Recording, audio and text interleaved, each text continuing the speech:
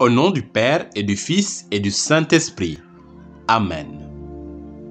Le Seigneur soit avec vous. La sainteté des âmes du purgatoire.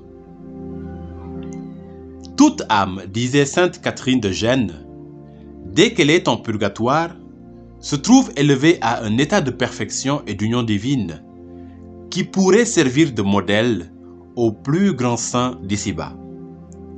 Il y a là, en effet, une multitude d'âmes qui ont triomphé de leur passion, qui ont vaincu le monde et le démon, qui ont pratiqué les vertus les plus héroïques et sont sorties de ce lieu d'exil chargées de mérite. Elles brilleraient comme des étoiles au firmament si la robe de leur innocence n'avait été ternie par quelques grains de la poussière de la terre. Oui, ce sont des âmes belles, saintes, mortes à toute imperfection. La moins précieuse vaut mieux que tout l'univers physique. Elles aiment leur Dieu souverainement, totalement. Cet amour leur fait aimer leur souffrance et la justice qui les retient dans le lieu de l'expiation. Leur ouvrirait-on les portes du ciel qu'elles préféreraient rester dans les flammes purificatrices plutôt que de rentrer dans la gloire avec de légères souillures? Elles ne peuvent assez remercier leur bien-aimé de leur avoir préparé un lieu d'expiation pour leur permettre d'acquérir cet éclat de beauté qui convient à ses épouses.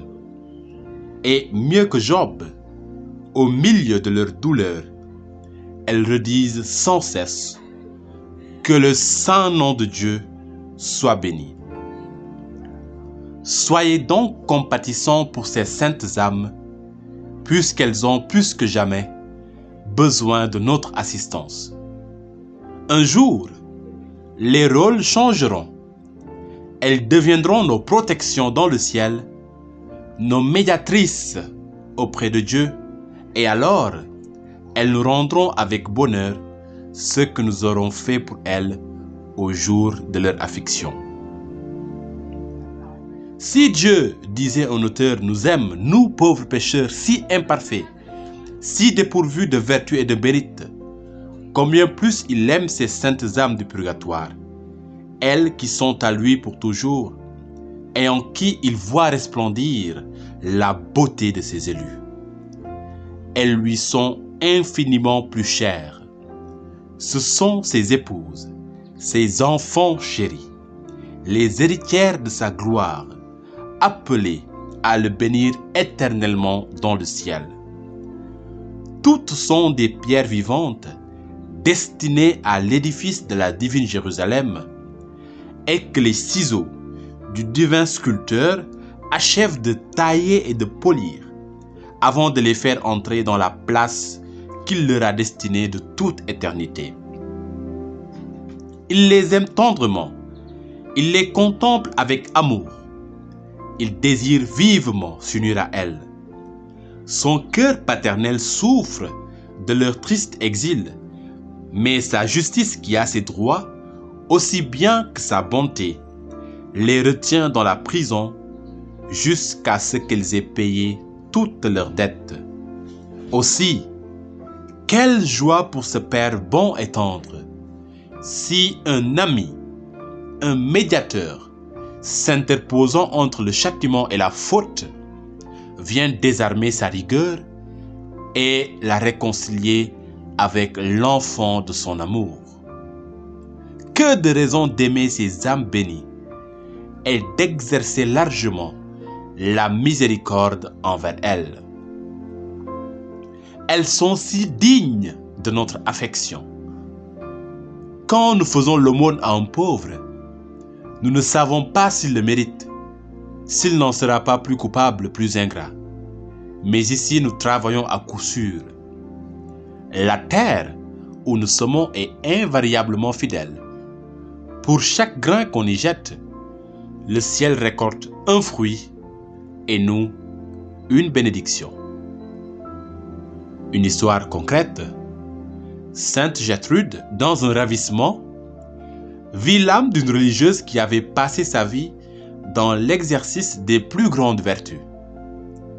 Elle se tenait en présence de notre Seigneur, revêtue des insignes de la charité, mais n'osant porter ses regards sur la face adorable du Sauveur. Elle demeurait les yeux baissés, dans l'attitude d'un criminel, témoignant par ses gestes l'envie de s'éloigner du divin maître. Gertrude, étonnée d'une conduite aussi étrange, voulut en connaître les raisons. « Dieu de bonté, dit-elle, pourquoi ne recevez-vous pas cette âme auprès de vous ?» À ces mots, notre Seigneur étendit les bras avec amour, comme pour attirer cette âme vers lui. Mais celle-ci s'en alla dans une respectueuse humilité. La sainte, de plus en plus surprise, demanda à l'âme de la religieuse pourquoi elle fuyait ainsi les embrassements d'un aussi tendre époux. « Parce que je ne suis pas encore entièrement purifié des souillures que mes fautes m'ont laissées, et si Dieu m'accordait dans l'état où je suis la libre entrée du ciel, je n'y consentirai pas, car quelque brillante que je paraisse à ses yeux, je sais que je ne suis point encore une épouse digne de mon Sauveur. » Ainsi, ces saintes âmes endurent les souffrances de très bon cœur, dans une résignation totale. Elles sont tellement transformées en Dieu qu'elles ne voudraient pas, quand elles le pourraient, se soustraire à la moindre partie de leur tourment. Elles les acceptent avec une joie qui grandit toujours, à mesure qu'elles se rapprochent du terme de leur expiation. Qu'elles sont dignes de notre amour, de notre sympathie et de toute notre charité. Et maintenant, nous prenons ensemble la litanie pour les âmes du purgatoire. Seigneur, ayez pitié de nous. Jésus-Christ, ayez pitié de nous. Seigneur, ayez pitié de nous. Jésus-Christ, écoutez-nous. Jésus-Christ, exaucez-nous. Répondez, ayez pitié des fidèles défunts. Père céleste qui est Dieu, Fils rédempteur du monde qui est Dieu, Esprit Saint qui est Dieu, Trinité Sainte qui est un seul Dieu. Répondez, priez pour les fidèles défunts. Sainte Marie, Mère de Dieu. Saint Michel, Archange. Mon Saint-Ange est l'ange des fidèles défunts. Cœur des esprits bienheureux. Saint Joseph et Saint Jean-Baptiste. Vous tous, saints patriarches et prophètes. Saint Pierre et Saint Paul. Vous tous, saints apôtres et évangélistes. Saint Étienne et Saint Laurent. Vous tous, saints martyrs. Saint Grégoire et Saint Augustin. Vous tous, saints docteurs, papes et confesseurs. Sainte Anne et Sainte Marie-Madeleine. Sainte Catherine, Sainte Ursule et ses compagnes. Vous toutes, Vierges saintes et saintes veuves. Vous tous, saints et saintes de Dieu. Répondez, ayez pitié des fidèles défunts. Par votre très doux nom de Jésus,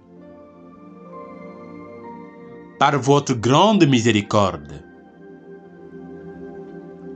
par votre amère passion et vos plaies sacrées, par votre précieux sang et par votre mort.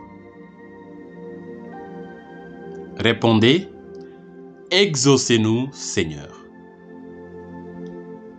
Pauvres pécheurs que nous sommes, daignez faire miséricorde à tous les fidèles défunts. Daignez adoucir pour eux la rigueur de votre justice. Daignez remettre la peine méritée par leurs péchés. Daignez les prendre au lieu de la paix et du repos éternel. Daignez les mettre en possession de l'héritage éternel. Daignez les admettre à contempler votre divine beauté. Daignez les rassasier de la plénitude de vos bontés. Daignez accomplir entièrement leur désir du salut. Daignez accorder le repos spécialement aux âmes de nos parents, amis et bienfaiteurs. Daignez accorder votre miséricorde aux âmes pour lesquelles personne ne prie. Que le saint sacrifice de la messe et les saintes communions offertes pour eux leur soient profitables. Répondez, pardonnez-leur, ô bon Jésus. Agneau de Dieu qui enlevait les péchés du monde. Répondez, exaucez-les, ô bon Jésus. Agneau de Dieu qui enlevait les péchés du monde. Répondez, accordez à ces défunts le repos éternel. Agneau de Dieu qui enlevait les péchés du monde. Prions ensemble. Ô Seigneur Dieu, vous qui pardonnez aux pécheurs et qui voulez le salut de tous les hommes, jetez un regard de bonté sur les âmes du purgatoire. Elles sont vos épouses, vos enfants de prédilection. Elles vous ont aimé tendrement et servi courageusement.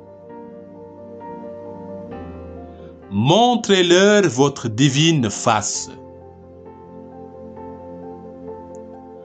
Ô Jésus, soyez-leur propice. Seigneur, appelez vos enfants, nos frères et sœurs, au séjour éternel.